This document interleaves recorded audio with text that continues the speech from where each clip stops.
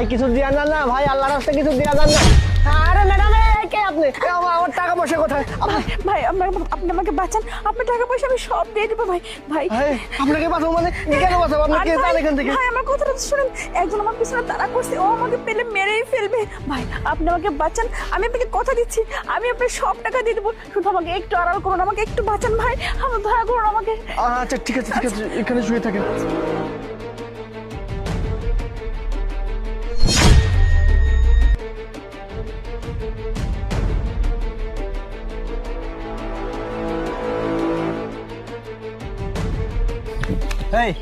এই দিক দিয়ে একটা মেয়েকে যেতে দেখেছিস?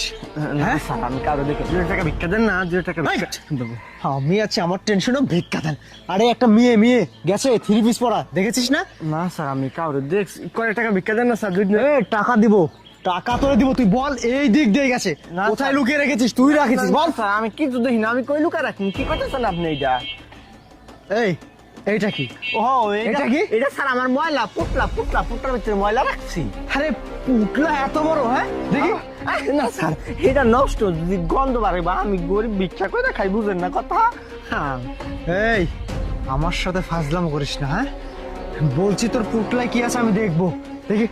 না স্যার আমার পুটলার মধ্যে কিছু নেই, আমি তো কইতাছি কিছু নেই। আপনি জান গা, আপনি এমন করতেছেন কেন?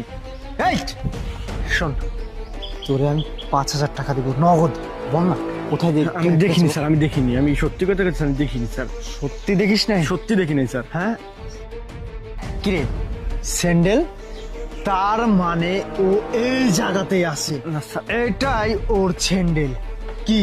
হ্যাঁ এই এটা কি বের কর। এই তো এটা পুটলা না, এটা পুটলা। তোরে এই জায়গায় কে বসতে দেয় সেটা আমি দেখতেছি। কিরে হ্যাঁ, জানের ভয়ে এই চাদরের নিচে পালিয়েছিস? হ্যাঁ কি ভেবেছিস এত সহজে ছেড়ে দিব? হ্যাঁ এই তোর আছে খবর আছে, চল আমার সাথে, তোরে আমি দেখে নেবো। এই চল চল। আরে কি হলো এটা? আমি তো কিছুই করতে পারলাম না। মেয়েটাকে তো পাইছি, এইটা দিয়া স্যারের খবর করে ফেলবো। চল।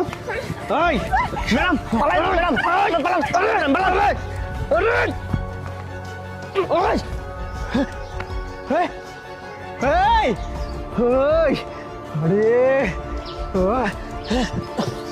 আরে ম্যাডাম, আমি তো এটা বুঝতেছি না, ওই ছেলেটা আপনাকে এতবার খুঁজতেছে কেন?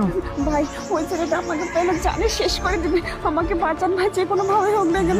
অবশ্যই আপনাকে তো আমার বাঁচাতেই হবে, যেভাবে হোক। ওই ছেলেটা মনে হয় আমাদের পিছনেই আছে, দেখতে তো